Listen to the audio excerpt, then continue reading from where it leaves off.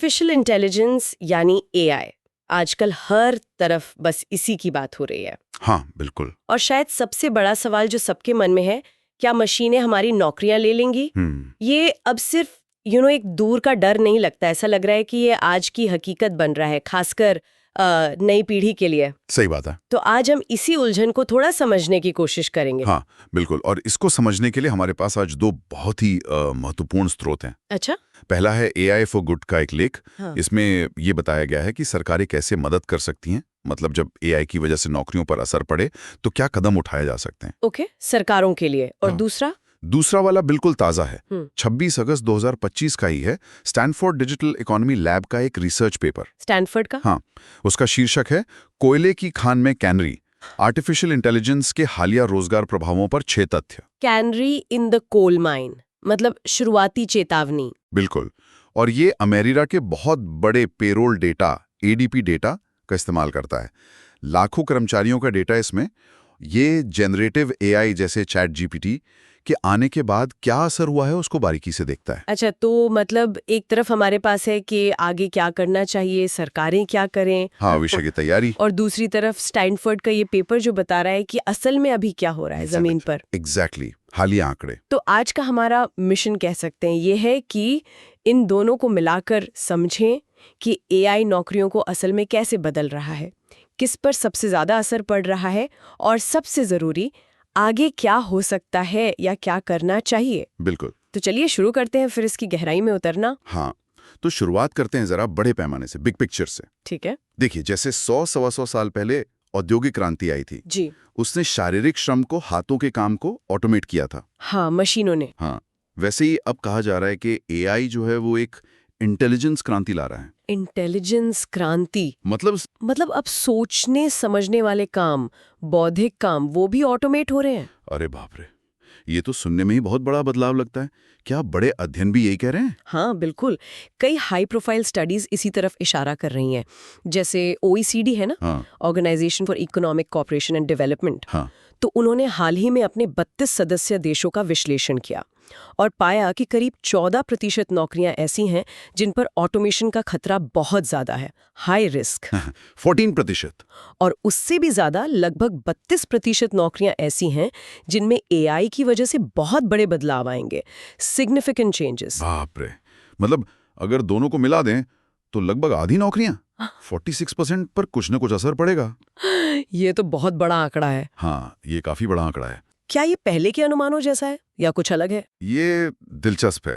ये आंकड़े कुछ पुराने अनुमानों से, जैसे 2013 में फ्रे और ऑसबोर्न थे या पीडब्ल्यूसी के अनुमान थे, उनसे थोड़े कम हैं। अच्छा। उन्होंने शायद और भी ज्यादा खतरा बताया था, लेकिन ओईसीडी के खुद के जो 2016 के अनुमान थे ये उनसे ज्यादा हैं। तो मतलब तस्वीर थोड़ी मिली जुली है लेकिन खतरा बढ़ रहा है, ये साफ है। बिल्कुल, बदलाव निश्चित है और शायद खतरा पहले के अनुमान से ज्यादा ही है, कम से कम ओईसीडी के पिछले अनुमान की तुलना में। और क्या ये बदलाव, ये असर सब जगह एक जैसा होगा या कुछ इलाके ऐसे होंगे जहां ज्यादा मार पड़ेगी? यहीं पर मामला और पेचीदा हो जाता है। दूसरा स्रोत, मतलब जो एआई फॉर गुड वाला है, वो इसी पर रोशनी डालता है। असर बिल्कुल भी एक जैसा नहीं होगा। अच्छा। हाँ, जैसे ब्रिटेन का उदाहरण दिया गया है, वहां देखा गया है कि जो इलाके पहले से ही डी इंडस्ट्रियलाइजेशन की मार झेल चुके हैं। हाँ, जहाँ इंडस्ट्रीज बंद हो गई थी। बिल्कुल, जैसे मिडलैंड्स या उत्तरी इंग्लैंड, वहीं पर भविष्य में ऑटोमेशन का असर सबसे ज्यादा होने की आशंका है। मतलब जहाँ पहले ही मुश्किलें थीं वहीं और बढ़ेंगी। ये तो डबल मार हो गई। हाँ बिल्कुल, जिन जगहों की अर्थव्यवस्था ज्यादातर मैन्युफैक्चरिंग या ट्रांसपोर्ट, लॉजिस्टिक्स जैसे सेक्टर्स पर निर्भर करती है, वहां हाई रिस्क वाली नौकरियों का अनुपात ज्यादा मिला। और ये वही इलाके हैं जहाँ बेरोजगारी भी ज्यादा होगी शायद। हाँ, बिल्कुल, जहां बेरोजगारी दर पहले से ही ज्यादा है। तो ये सिर्फ नौकरियों के जाने का सवाल नहीं है, ये जो पहले से असमानताएं हैं उनके और गहराने का भी खतरा है। ये तो बहुत चिंता की बात है। तो ये तो हुई बड़े पैमाने की बात और भौगोलिक असर की। अब आते हैं उस स्टैनफोर्ड अध्ययन पर जो खास तौर पर जेनरेटिव एआई, मतलब चैट जीपीटी जैसी टेक्नोलॉजी के असर को देख रहा है। आपने बताया एडीपी डेटा। हाँ, एडीपी अमेरिका की सबसे बड़ी पेरोल सॉफ्टवेयर कंपनी है, तो उनके पास लाखों करोड़ों कर्मचारियों का एनोनिमाइज्ड डेटा होता है। उनकी नौकरी, उनकी सैलरी, कब ज्वाइन किया, कब छोड़ा, किस तरह का काम है, वगैरह। बहुत डिटेल्ड डेटा होगा फिर तो। हाँ, बहुत रिच डेटा। और ये इसलिए महत्वपूर्ण है क्योंकि जनरेटिव एआई बहुत तेजी से आगे बढ़ा है। आप सोचिए, कोडिंग का एक बहुत मुश्किल बेंचमार्क है SW बेंच। हाँ, उस पर एआई सिस्टम की सफलता दर 2023 में सिर्फ 4.4% थी। सिर्फ 4.4%। ठीक है। और 2024 में बढ़कर 71.7% हो गई। क्या? एक साल में 4 से 71? हाँ, इतना बड़ा जंप। बाप रे। और ये सिर्फ लैब में नहीं हो रहा, जमीन पर भी लोग इस्तेमाल कर रहे हैं। जून-जुलाई 2025 तक अमेरिका में 18 साल से ज्यादा उम्र के लगभग 46% लोगों ने कहा कि वो काम पर किसी न किसी तरह का LLM मतलब चैट जीपीटी जैसा एआई यूज कर रहे हैं। लगभग आधे लोग। तो असर तो दिखना ही चाहिए फिर। बिल्कुल।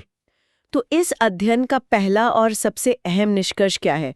वो canary in the coal mine वाली बात क्या निकली? सबसे चौंकाने वाला और शायद सबसे महत्वपूर्ण निष्कर्ष यही है, पहला तथ्य, कि नवंबर 2022 में जब से ये जनरेटिव एआई फैला है, तब से उन व्यवसायों में जहां एआई का असर सबसे ज्यादा माना जाता है, जैसे कौन से व्यवसाय? जैसे सॉफ्टवेयर डेवलपर हैं, कस्टमर सर्विस रिप्रेजेंटेटिव हैं, इनमें जो शुरुआती करियर वाले कर्मचारी हैं, यानी यंग लोग, खासकर 22 से 25 साल के, हाँ, उनके रोजगार में बाकी लोगों की तुलना में लगभग 13% की रिलेटिव गिरावट आई है।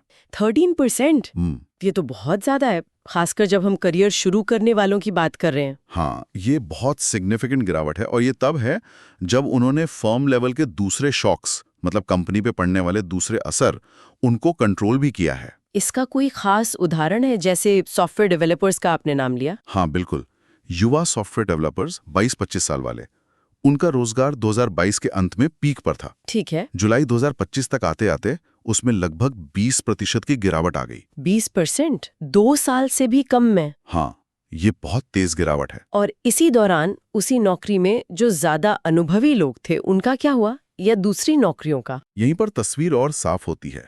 उन्हीं नौकरियों में, मतलब एआई प्रभावित नौकरियों में, जो ज्यादा अनुभवी कर्मचारी थे, हाँ। उनका रोजगार या तो स्थिर रहा या बल्कि बढ़ता रहा। अच्छा। और जिन नौकरियों पर एआई का असर कम माना जाता है, जैसे मान लीजिए नर्सिंग असिस्टेंट्स हैं, वहां रोजगार बढ़ता रहा, युवाओं का भी और अनुभवी लोगों का भी। तो ये गिरावट बहुत स्पेसिफिक है एआई प्रभावित नौकरियों में, और वो भी युवा कर्मचारियों पर। बिल्कुल, यहीं पर फोकस दिख रहा है। ये तो बहुत ही दिलचस्प पैटर्न है। मतलब ऐसा हो सकता है कि देश में ओवरऑल नौकरियां बढ़ रही हों, हाँ, लेकिन एक खास सेगमेंट, युवा पीढ़ी, खास तरह की नौकरियों में पीछे छूट रही है। बिल्कुल सही पकड़ा आपने। यही इस अध्ययन का दूसरा महत्वपूर्ण तथ्य है। अमेरिका में कुल रोजगार तो मजबूती से बढ़ रहा है, लेकिन अगर आप सिर्फ 22-25 साल की युवाओं को देखें तो उनकी रोजगार वृद्धि 2022 के अंत से लगभग फ्लैट हो गई है, रुक सी गई है। अच्छा। जबकि बाकी आयु वर्ग गम रही है। और अगर इसे और तोड़ें, जिन नौकरियों पर एआई का असर कम है, वहां युवा और अनुभवी दोनों के रोजगार में लगभग एक जैसी बढ़ोतरी हुई। ठीक है। लेकिन जिन नौकरियों पर एआई का असर सबसे ज्यादा है, वहां कहानी बिल्कुल अलग है। 22 से 25 साल वालों का रोजगार 2022 के अंत से जुलाई 2025 तक 6% घट गया। घट गया? हाँ, जबकि उसी दौरान उन्हीं नौकरियों में 35 से 49 साल के अनुभवी कर्मचारियों का रोजगार 9% से ज्यादा बढ़ गया। अरे, ये तो बिल्कुल उल्टा ट्रेंड है। हाँ, तो इसका सीधा सीधा मतलब ये हुआ कि एआई प्रभावित नौकरियों में जो गिरावट आ रही है, वो खास तौर पर युवा कर्मचारियों की ओवरऑल रोजगार ग्रोथ को नीचे खींच रही है। ये तो वाकई बहुत चिंताजनक तस्वीर उभर रही है युवाओं के लिए। हाँ, ये शुरुआती संकेत बहुत महत्वपूर्ण है। और यहाँ एक और बारीकी है, तीसरा तथ्य। बताइए। ऐसा नहीं है कि हर तरह का एआई इस्तेमाल नौकरियां घटा रहा है। अच्छा, क्या मतलब? अध्ययन ने एक और इंडेक्स का इस्तेमाल किया, एंथ्रोपिक इकोनॉमिक इंडेक्स। ये क्लॉड एआई मॉडल के इस्तेमाल को देखता है। ठीक है। उससे ये पता चला कि रोजगार में गिरावट मुख्य रूप से उन नौकरियों में हो रही है जहां एआई इंसानी काम को ऑटोमेट कर रहा है, मतलब उसकी जगह ले रहा है, रिप्लेस कर रहा है। हाँ, रिप्लेस कर रहा है। लेकिन जहां एआई इंसानी काम को ऑगमेंट कर रहा है, ऑगमेंट मतलब उसे बेहतर बनाने में मदद कर रहा है, सहायता दे रहा है, प्रोडक्टिविटी बढ़ा रहा है, वहां रोजगार में गिरावट बहुत कम या बिल्कुल नहीं देखी गई। अच्छा, तो ये ऑटोमेशन बनाम ऑगमेंटेशन का फर्क बहुत जरूरी है। मतलब एआई सहायक बन रहा है या प्रतिस्थापक? बिल्कुल, ये की डिस्टिंक्शन है। लेकिन एक सवाल फिर दिमाग में आता है, क्या ये पक्का है कि ये सब एआई की वजह से ही हो रहा है? जैसे आपने कहा, सॉफ्टवेयर डेवलपर्स, टेक सेक्टर में तो वैसे भी पिछले कुछ समय से थोड़ी मंदी सी रही है, ले ऑफ हुए हैं, ब्याज दरें बढ़ी हैं, तो कहीं ये उसका असर तो नहीं? हाँ, ये बहुत वैलिड सवाल है और रिसर्चर्स ने इसे एड्रेस करने की कोशिश की है। ये उनका चौथा तथ्य है। कैसे? उन्होंने फर्म टाइम इफेक्ट्स को कंट्रोल किया। इसका मतलब है उन्होंने उन सभी भारी फैक्टर्स के असर को अकाउंट फॉर करने की कोशिश की जो पूरी की पूरी कंपनी पर एक साथ असर डालते हैं। जैसे आपने कहा, ब्याज दरें बढ़ना या पूरी इंडस्ट्री में डिमांड कम होना। ये चीज़ें तो कंपनी के सभी कर्मचारियों को प्रभावित करेंगी, है ना? हाँ, किसी एक ग्रुप को नहीं। बिल्कुल। तो इन कंपनी व्यापी असर को गणितीय मॉडल से हटाने के बाद भी तो क्या नतीजा बदला? नहीं, नतीजा कमोबेश वही रहा। इन भारी प्रभावों को कंट्रोल करने के बाद भी 22-25 साल के आयु वर्ग में सबसे ज्यादा एआई प्रभावित नौकरियों टॉप क्विंटाइल में, सबसे कम एआई प्रभावित नौकरियों बॉटम क्विंटाइल की तुलना में रोजगार में लगभग 12% 12 लॉग पॉइंट की गिरावट दिखी। और ये गिरावट सांख्यिकीय रूप से महत्वपूर्ण थी, स्टैटिस्टिकली सिग्निफिकेंट। अच्छा, और दूसरे आयु वर्गों में? दूसरे आयु वर्गों के लिए ये गिरावट बहुत छोटी थी और सांख्यिकीय रूप से महत्वपूर्ण नहीं थी। तो इससे ये इशारा मिलता है कि ये जो पैटर्न हम देख रहे हैं, ये सिर्फ उन कंपनियों की दिक्कतों की वजह से नहीं है जहां ज्यादा युवा काम करते हैं। ऐसा लगता है कि एआई का सीधा खास असर हो रहा है। समझ गई। तो असर रोजगार की संख्या पर तो साफ दिख रहा है। वेतन का क्या? क्या सैलरी पर भी असर पड़ा है? अक्सर जब नौकरियां कम होती हैं तो सैलरी भी कम होती है या धीरे बढ़ती है? ये एक और दिलचस्प पहलू है और ये अध्ययन का 5वां तथ्य है और ये थोड़ा हैरान करता है। क्यों? क्योंकि रोजगार पर इतना साफ असर दिखने के बावजूद अध्ययन में उम्र या एआई प्रभावित नौकरियों के हिसाब से सालाना वेतन के ट्रेंड्स में बहुत कम अंतर मिला। मतलब नौकरियां जा रही हैं, खासकर युवाओं की, लेकिन सैलरी कम नहीं हो रही। ऐसा कैसे? हाँ, मोटे तौर पर यही एक संभावित कारण हो सकता है, वेज स्टिकीनेस। वेज स्टिकीनेस, ये क्या होता है? इसका मतलब है कि वेतन या सैलरी अक्सर उतनी तेजी से नीचे नहीं आती जितनी तेजी से रोजगार की संख्या घट सकती है। कंपनियां अक्सर सैलरी कम करने के बजाय नई भर्तियां रोक देती हैं या कुछ लोगों को निकाल देती हैं। सैलरी कट करना ज्यादा मुश्किल होता है, वर्कर्स रेजिस्ट करते हैं, मोराल गिरता है। अच्छा, तो मतलब एडजस्टमेंट फिलहाल नौकरियों की संख्या के जरिए हो रहा है, वेतन के जरिए नहीं। हाँ, कम से कम शुरुआत में तो ऐसा ही लग रहा है। हो सकता है आगे चलकर वेतन पर भी असर दिखे, लेकिन अभी के डेटा में रोजगार पर असर ज्यादा प्रबल है। और क्या ये सारे नतीजे भरोसेमंद हैं? मतलब क्या अलग-अलग तरीकों से चेक करने पर भी यही बात सामने आई? हाँ, ये उनका छठा और आखिरी तथ्य है। उन्होंने कई तरह के रोबस्टनेस चेक किए, अलग अलग सैंपल लेकर देखा, अलग अलग तरीके से नौकरियों को क्लासिफाई करके देखा। तो नतीजे काफी हद तक कंसिस्टेंट रहे। ऐसा नहीं था कि यह सिर्फ कंप्यूटर वाली नौकरियों का ही असर है या सिर्फ उन नौकरियों का जिन्हें आसानी से रिमोटली किया जा सकता है या आउटसोर्स किया जा सकता है। अच्छा। और एक और दिलचस्प बात सामने आई, जिन नौकरियों में कॉलेज डिग्री वाले लोग कम होते हैं, वहां भी 40 साल तक की उम्र के कर्मचारियों के लिए एआई एक्सपोजर और रोजगार के बीच ये नेगेटिव रिश्ता दिखा। तो ये काफी मजबूत पैटर्न लग रहा है। हाँ, शुरुआती संकेतों के तौर में ये काफी मजबूत लगते हैं। ये सारे तथ्य मिलके एक काफी स्पष्ट तस्वीर बना रहे हैं, खासकर युवाओं के लिए थोड़ी चिंताजनक तस्वीर। लेकिन अब वो बड़ा सवाल, आखिर ऐसा क्यों हो रहा है? युवा कर्मचारी ही क्यों एआई से ज्यादा प्रभावित हो रहे हैं, अनुभवी क्यों नहीं? हाँ, ये $1 मिलियन क्वेश्चन है। अध्ययन इसकी एक संभावित व्याख्या देता है जो एआई के सीखने के तरीके से जुड़ी हो सकती है। अच्छा, कैसे? देखिए, एआई मॉडल सीखते कैसे हैं? उन्हें भारी मात्रा में डेटा खिलाया जाता है। इस डेटा में अक्सर क्या होता है? संहिताबद्ध ज्ञान या कोडिफाइड नॉलेज। संहिताबद्ध ज्ञान मतलब? हैं। ठीक है, जो लिखा हुआ या स्ट्रक्चर्ड ज्ञान है। हाँ, अब सोचिए अनुभव से हमें कौन सा ज्ञान मिलता है? अनुभव से तो वो समझ आती है जो किताबों में नहीं मिलती, इंट्यूशन, जजमेंट। बिल्कुल, उसे कहते हैं मौन ज्ञान या टैसिट नॉलेज। ये वो समझ, वो स्किल्स होती हैं जिन्हें शब्दों में बयान करना या सिखाना मुश्किल होता है। ये करते करते आती है। जैसे एक अनुभवी मैकेनिक आवाज सुनकर बता दे कि गाड़ी में क्या खराबी है। हाँ, या एक अनुभवी डॉक्टर मरीज को देखकर कुछ अंदाजा लगा ले। एग्जैक्टली। अब एआई किस चीज को रिप्लेस करने में ज्यादा सक्षम है, किताबी ज्ञान को या मौन ज्ञान को? शायद किताबी ज्ञान को, क्योंकि वो तो डेटा के रूप में उपलब्ध है। बिल्कुल। एआई शायद इस मौन अंतर्निहित ज्ञान को बदलने में अभी उतना सक्षम नहीं है। अब इसे युवाओं से जोड़िए। अच्छा, युवा कर्मचारी जो अभी अभी पढ़कर निकले हैं? हाँ, उनके पास संहिताबद्ध ज्ञान, किताबी ज्ञान तो बहुत होता है, लेकिन अनुभव और उससे आने वाला मौन ज्ञान वो सांप्रदायिक रूप से कम होता है। जबकि अनुभवी कर्मचारियों के पास सालों का मौन ज्ञान जमा होता है। सही।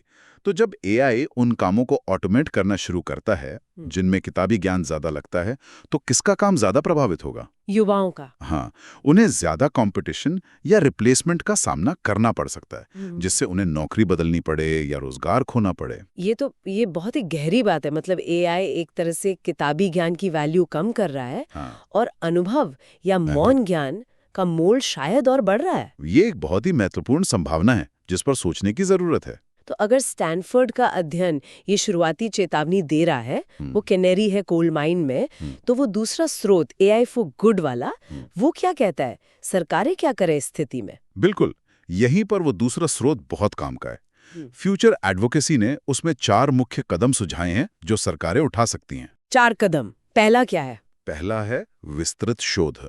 गहराई से रिसर्च करके ये समझना कि कौन से कर्मचारी सबसे ज्यादा जोखिम में है, किस सेक्टर में, किस इलाके में, किस उम्र के, मर्द या औरत, उनकी शिक्षा क्या है, सामाजिक आर्थिक बैकग्राउंड क्या है। मतलब पहले पूरी मैपिंग करनी होगी कि प्रॉब्लम कहाँ और किसको ज्यादा है। हाँ, बिना इसके कोई भी मदद सही जगह नहीं पहुंचेगी, अंदाजे से काम नहीं चलेगा। ठीक है, शोध हो गया। फिर दूसरा कदम है लक्षित रणनीतियां बनाना, यानी फोकस स्ट्रैटेजीज, जो रिसर्च से पता चला उसके आधार पर।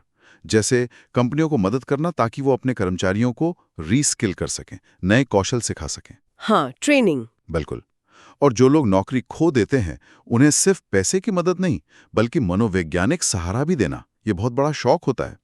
और सबसे जरूरी, मदद उन तक पहुंचानी होगी जिन्हें वाकई जरूरत है। फोकस बहुत जरूरी है। ये तो हुई तत्काल मदद की बात, जो लोग सीधे प्रभावित हो रहे हैं। लेकिन लंबी अवधि के लिए क्या शिक्षा व्यवस्था में भी बदलाव चाहिए? हाँ बिल्कुल, ये तीसरा कदम है। शिक्षा प्रणाली का अनुकूलन। हमें अपने एजुकेशन सिस्टम को बदलना होगा, उसे एआई से पैदा होने वाले अवसरों और जोखिमों दोनों के लिए तैयार करना होगा। कैसे? किस तरह के बदलाव? देखिए, stem skills, science, technology, engineering, maths, ये तो जरूरी होंगी ही, लेकिन सिर्फ वही काफी नहीं। हमें उन स्किल्स पर भी जोर देना होगा जिन्हें ऑटोमेट करना मुश्किल है। जैसे creativity, critical thinking, problem solving और सबसे जरूरी पारस्परिक कौशल, interpersonal skills, communication, team work. हाँ, ये सब मशीनें नहीं कर सकती। बिल्कुल। और हमें आजीवन सीखने, लाइफ लॉन्ग लर्निंग के कल्चर को बढ़ावा देना होगा। ऐसा नहीं कि कॉलेज खत्म तो पढ़ाई खत्म। लोगों को लगातार नए स्किल सीखने के मौके मिलने चाहिए। और क्या? शिक्षा को और ज्यादा फ्लेक्सिबल और ज्यादा पर्सनलाइज्ड बनाना होगा।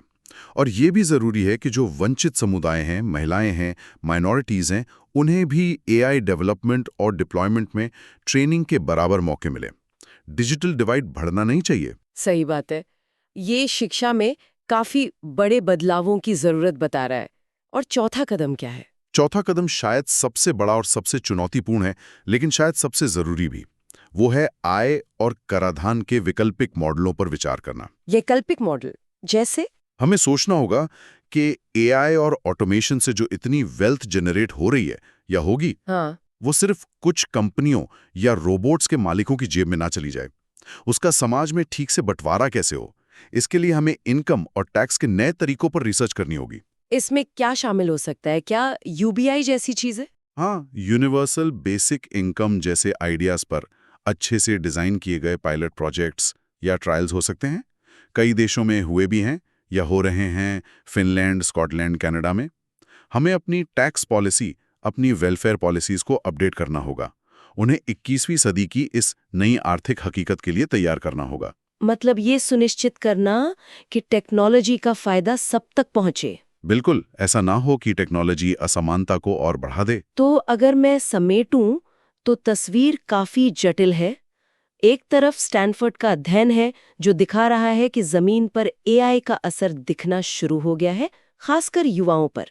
ये शायद अभी बस शुरुआत है। हाँ, अर्ली सिग्नल है। और दूसरी तरफ AI फॉर गुड जैसे स्रोत हैं जो कह रहे हैं कि भाई हाथ पर हाथ धरे मत बैठो, सरकारों को बहुत एक्टिव होना पड़ेगा, रिसर्च करनी होगी, लोगों की मदद करनी होगी, शिक्षा बदलनी होगी और शायद अर्थव्यवस्था के नियमों पर भी दोबारा सोचना होगा। बिल्कुल सही। अगर हम दोनों को जोड़ें तो स्टैनफोर्ड का अध्ययन वो कैनेरी है जो हमें खतरे का एहसास करा रही है, बता रही है कि हवा बदल रही है। और AI फॉर गुड का लेख उस बदलती हवा में हमें रास्ता दिखा रहा है। और वो रास्ता 4 पिलर्स पर खड़ा है। पहला, समझो, रिसर्च करो। दूसरा, प्रतिक्रिया दो, लक्षित मदद करो। तीसरा, अनुकूल बनो, शिक्षा बदलो। और चौथा, पुनर्वितरण करो, धन का बंटवारा ठीक करो। समझ, प्रतिक्रिया, अनुकूलन और पुनर्वितरण। हाँ, ये साफ है कि अगर हमें AI के फायदों को बढ़ाना है और उसके नुकसानों को कम करना है तो हमें अभी से सोचना होगा और कदम उठाने होंगे। ये कोई भविष्य का मुद्दा नहीं है, ये आज का मुद्दा है। बिल्कुल। तो आज हमने AI और रोजगार के इस बहुत ही अहम और जटिल मुद्दे पर दो अलग-अलग लेकिन जुड़े हुए नजरियों को गहराई से समझा। हमने देखा कि कैसे AI बौद्धिक कामों को ऑटोमेट करने की क्षमता रखता है और इसका असर सब जगह एक जैसा नहीं है। हाँ, भौगोलिक असमानता है। और स्टैनफोर्ड के ताज़ा अध्ययन से हमने ये भी जाना कि जेनरेटिव AI के आने के बाद से युवा कर्मचारी, खासकर 22-25 साल के, उन नौकरियों में रोजगार में गिरावट देख रहे हैं जहां AI ऑटोमेट कर सकता है। और ये एडजस्टमेंट फिलहाल रोजगार की संख्या में ज्यादा दिख रहा है, सैलरी में कम। और ये सिर्फ टेक सेक्टर की मंदी का नतीजा नहीं लगता। हाँ, पैटर्न उससे ज्यादा गहरा लगता है। और हमने ये भी समझा कि इस बड़ी चुनौती से निपटने के लिए सरकारों को कितनी तैयारी की जरूरत है। रिसर्च से लेकर मदद, शिक्षा सुधार और नई आर्थिक नीतियों तक। बिल्कुल। ये सारी चर्चा मुझे एक और गहरे सवाल पर सोचने पर मजबूर कर रही है। क्या? अगर AI वाकई, जैसा स्टैनफोर्ड स्टडी इशारा कर रही है, मुख्य रूप से किताबी ज्ञान या संहिताबद्ध ज्ञान को रिप्लेस कर रहा है, तो क्या इसका मतलब ये है कि भविष्य में अनुभव और वो मौन ज्ञान, टैसिट नॉलेज, उसका महत्व और भी ज्यादा बढ़ जाएगा? वो चीजें जिन्हें AI आसानी से कॉपी नहीं कर सकता? ये बहुत ही दिलचस्प सवाल है। हो सकता है। और अगर ऐसा है तो फिर हम अपनी शिक्षा व्यवस्था को, अपने वर्कप्लेस को कैसे डिजाइन करें कि वो सिर्फ बदलती टेक्नोलॉजी के लिए जरूरी किताबी स्किल्स ही ना सिखाएं, बल्कि वो गहरा अनुभव वाला मौन ज्ञान, उसे विकसित करने में भी मदद करे। हाँ, ये एक बहुत बड़ा चैलेंज है। हम कैसे वो टैसिट नॉलेज को वैल्यू करें, उसे डेवलप करें? क्या हमारी शिक्षा प्रणाली इसके लिए तैयार है? शायद नहीं। इस पर वाकई आगे बहुत सोचने और काम करने की जरूरत होगी। ये सिर्फ AI का मुकाबला करने की बात नहीं है, ये इंसानी क्षमताओं को सही मायने में पहचानने और निखारने की बात है। बिल्कुल। इस गहरे विचार के साथ ही आज की चर्चा समाप्त करते हैं। हमारे साथ इस महत्वपूर्ण विषय पर इतनी गहराई से बात करने के लिए बहुत बहुत धन्यवाद। धन्यवाद। और सुनने वालों का भी शुक्रिया। अगली बार फिर मिलेंगे एक नए विषय और नई जानकारियों के साथ।